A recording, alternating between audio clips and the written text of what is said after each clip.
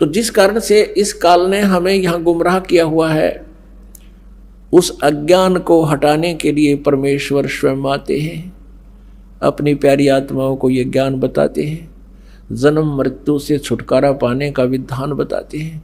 वो यथार्थ भक्ति, वो यथार्थ मंत्र जिससे मोक्ष हो सकता है और हमारे प्रारब्ध में आने वाले संकट कष्ट, जो जन्म जन्मांतर के पाप हमारे जीवन में लिख दिए गए हैं, उनको केवल कबीर देव, वो कबीर परमेश्वर ही नाश कर सकता है। जैसे पुण्य से सुख होता है, पाप से कष्ट होता है, दुख होता है। जब तक हमारा पाप नहीं कटेगा हम सुखी नहीं हो सकते। तो उस पाप को काटने वाले केवल कबीर गॉड है, कबीर जी परमेश्वर जी ही वो है। अन्य कोई प्रारब्ध के किसी भी पाप का या किसी भी पाप का और प्रारब्ध के कष्ट का निवारण नाश नहीं कर सकता, केवल कबीर देव कर सकता है। अपने आत्माओं, किसी के पैर में कांटा लग गया हो और ये अज्ञानी ऋषि महर्षि क्या कहा करते थे, जैसे कोई संकट निवारण करने के लिए ऋषि महर्षि संतों के पास जाते थे। प्रथम तो वो जंतर मंत्र बताते थे, ऐसा कर ले, ऐसा जाप कर, इतना 1000 जाप ये कर ले, 11,000 गायत्री जाप कर ले, क्या 1100 रुपये का ये भंडारा करवा दे। सब कुछ कराने के उपरांत भी कोई लाभ नहीं होता था। तो वे क्या कहते थे, वो अज्ञानी और वेद ज्ञानहीन ऋषि महर्षि गुरु ब्राह्मण, कि ये तुम्हारे प्रारब्ध का कष्ट है, तुम्हें भोगना ही पड़ेगा। उदाहरण देते थे, श्री कृष्ण जी ने श्री राम रूप में सुग्रीव के भाई को मारा था, बाली को धोखा देकर वृक्ष की ओट लेकर। वो उसके प्रारब्ध में लिखा गया था। उस प्रारब्ध के कर्म का भोग श्री कृष्ण रूप में विष्णु जी ने भोगना पड़ा। फिर हम चुप हो जाते थे, हमारे पास तर्क नहीं था, तर्क की गुंजाइश नहीं थी, लेकिन आत्मा में हार नहीं थी। हम ये सोचते थे कि नहीं, भगवान ऐसी कोई शक्ति है जो हमें लाभ अवश्य देगा, क्योंकि आत्मा परमात्मा से परिचित है कि वो परम शक्ति है। लेकिन अज्ञान ने इसके ऊपर इतने आवरण छा दिया कि ये विश्वास नहीं कर पाती, और लेकिन ये रुक भी नहीं पाती। और जिस कारण से ये कभी किता झाड़े लाने वालों के पास, किता को भूत प्रेतों के जंतर मंत्र करणियों के पास, किसी ऋषि महर्षियों के पास, या किसी मंदिर और मस्जिद गुरुद्वारों में जा जाकर अपनी मन्नतें मांगते हैं, और आखिर में ज्यों के त्यों ही रह जाती हैं। क्योंकि वहाँ वो विधान, वो सिद्धांत नहीं है, वो मंत्र नहीं है जिससे प्रारब्ध का नाश हो सके। तो एक आम विधान बन गया, सभी ने ये फाइनल कर दिया कि लिखे हुए कर्म का भोगना ही पड़ेगा। पाप नाश नहीं हो सकते, पाप कट नहीं सकते, और पाप कटे बिना सुख नहीं हो सकता। जैसे किसी के पैर में कांटा लगा हो और वो किसी से बताए कि मेरा पैर में दर्द बहुत हो रहा है, उसने पैर को धो साफ करके बता दिया कि तेरे पैर में कांटा लगा है, और वो व्यक्ति यूं कहे, ये वो जो बताने वाला कि कांटा लगा है, और वो ये कहे कि कांटा तो निकलेगा नहीं। अब जूते पहन ले, भविष्य में कांटा नहीं लगेगा।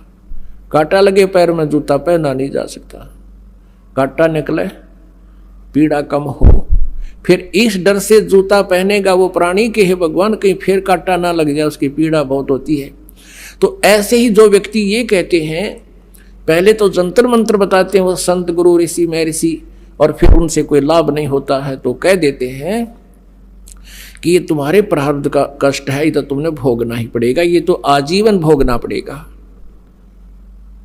और भगवान की भक्ति कर ले, भविष्य में दुख नहीं होगा। पुण्यात्माओं, जिस व्यक्ति के ऊपर कोई आपत्ति आई है और उसको राहत मिले नहीं, वो सपने में भगवान ना याद करे, कर ही नहीं सकता। अब वो पाप रूपी कांटा निकले जिससे पीड़ा टेंशन हो रही है, और फिर वो व्यक्ति भक्ति करे इस डर से, राम नाम का जूता पहनेगा, हे भगवान कहीं फिर बिजली ना गिर जा, इस डर से, इस भय से फिर वो सदा भक्ति करेगा, मर्यादा में रहेगा, क्योंकि उसने आपत्ति को झेल कर देख लिया उसमें कितनी पीड़ाएं होती हैं।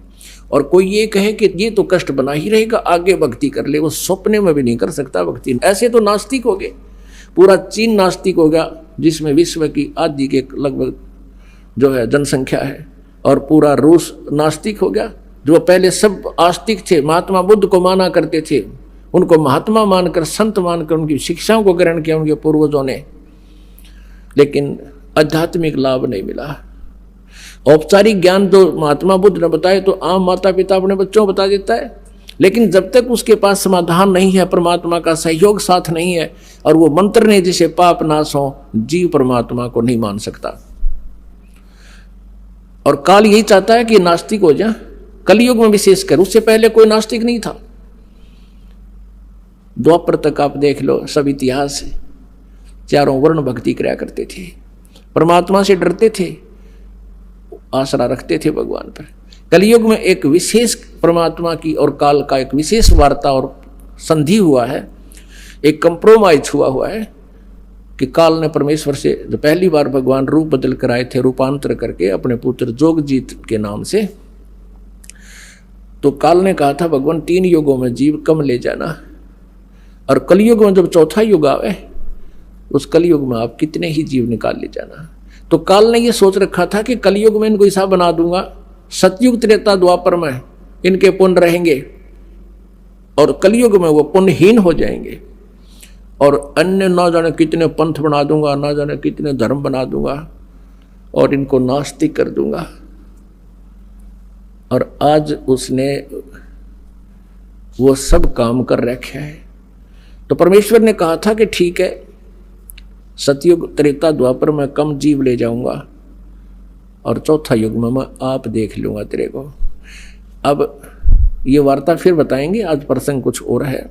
अब कहने का भाव ये है कि जब तक हमारा पाप नाश नहीं होगा, कांटा नहीं निकलेगा, तो पीड़ा मिटे नहीं, और पीड़ा नहीं मिटेगी तो जूता पहना नहीं जा सकता।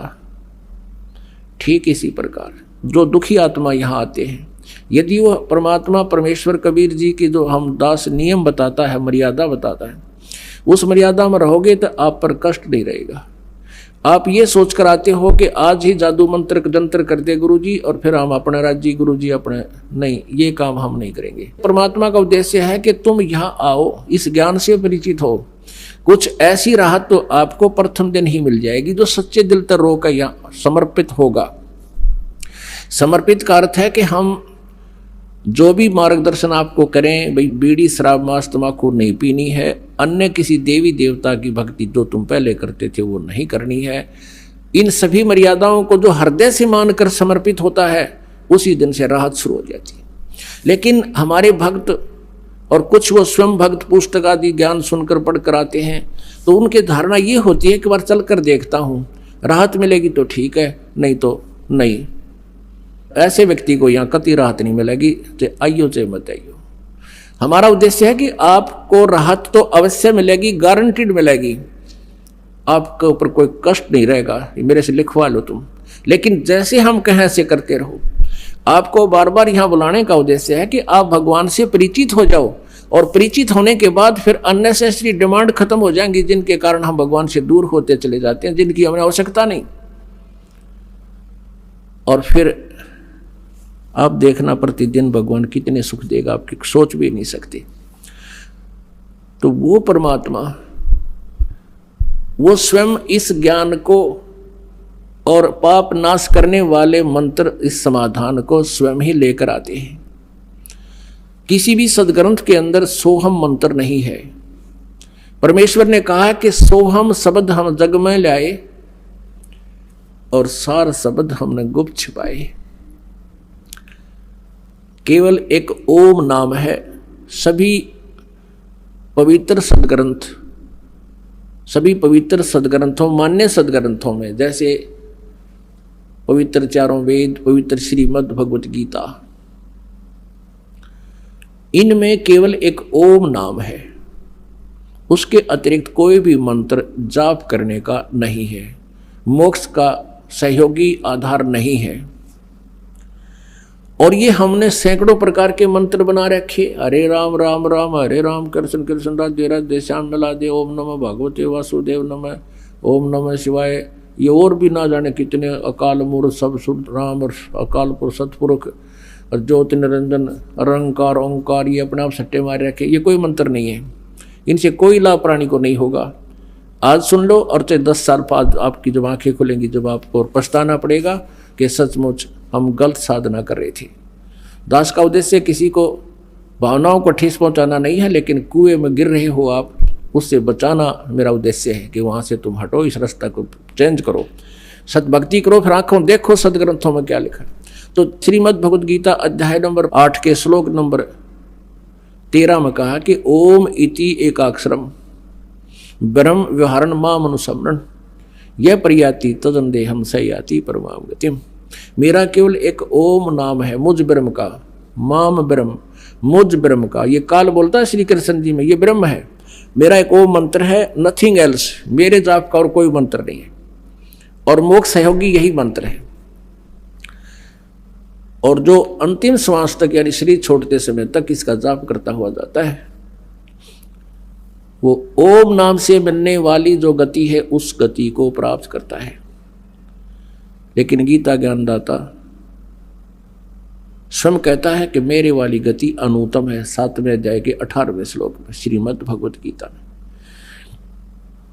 इसलिए उसने कहा अर्जुन तू सर्वभाव से 18वें अध्याय के 62वें श्लोक में, 15वें अध्याय के 1 से लेकर 4 श्लोक में, कि तू सर्वभाव से उस परमेश्वर की शरण में जा, उसकी कृपा से तू परम शांति और सनातन परम धाम यानी सतलोक को प्राप्त होगा, जहां जाने के बाद फिर लौटकर कभी संसार में नहीं आते।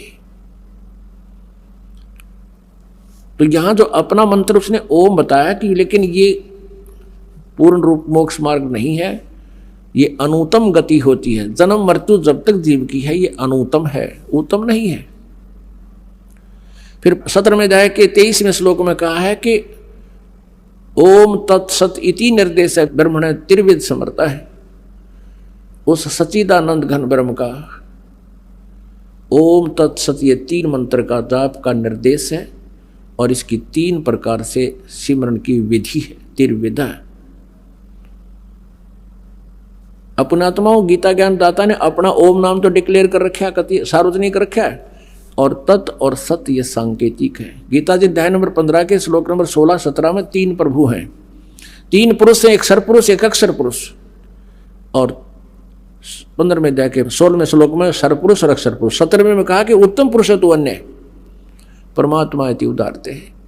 वो श्रेष्ठ प्रभुता इन दोनों से, सरपुरुष और अक्षर पुरुष से भी कोई और है, और वही तीनों लोगों को प्रवेश करके सबका धारण पोषण करता है, वो अविनाशी परमात्मा है।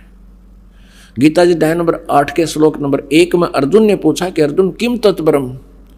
अर्जुन ने कहा कि प्रभु आपने गीता जी अध्याय नंबर 7 के श्लोक नंबर 29 में जो बताया है कि उस तत्ब्रह्म को जो जानता है और सारे अध्यात्म ज्ञान से परिचित है और जो सभी कर्मों से परिचित है, जैसा मैंने ज्ञान बताया है 4 अध्याय के 34वें श्लोक में कि तत्वदर्शी संतों से वो तत्व ज्ञान प्राप्त करो, जिसके विषय में 4 अध्याय के 32वें श्लोक में कहा है कि ब्रह्मण्य मुखे यानी सच्चिदानंद घन ब्रह्म की वाणी में बहुत विस्तार के साथ अनुष्ठानों की जानकारी दे रखी है। उस ज्ञान को तू तत्वदर्शी संतों के पास जाकर समझ।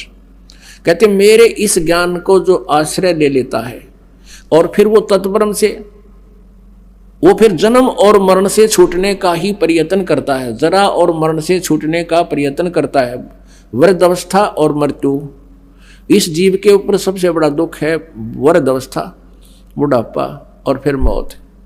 ये दोनों नागवारा हैं और ये दोनों आवश्यक है होगी यहाँ पर, और ये सतलोक में नहीं होते थे, इसलिए हम नहीं चाहते इन दोनों को, लेकिन ये यहाँ तो होंगी ही होंगी। ये तो केवल सतलोक सनातन परम धाम में ये रोग कटेगा, और उस रोग को काटने के लिए औषधि जानकारी आपको प्रॉपरली परमात्मा ने आकर दी, कबीर साहब ने। वो दिन है जो आज हम वो मना रहे हैं, उसके उपलक्ष्य में आज ये समागम 5 दिन का प्रारंभ हुआ, 11 से 15 जून 2011।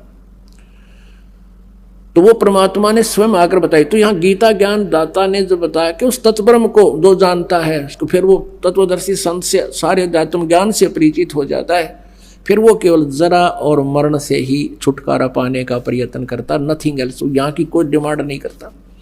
तो 8वें अध्याय के प्रथम मंत्र में अर्जुन ने पूछा फिर किम तत्ब्रह्म, वो आपसे अलग कोई और परमात्मा, ब्रह्म माने प्रभु, लेकिन यहाँ ये ब्रह्म ही प्रभुमान पक रहा है, इसलिए इसको ब्रह्म कहने लगे।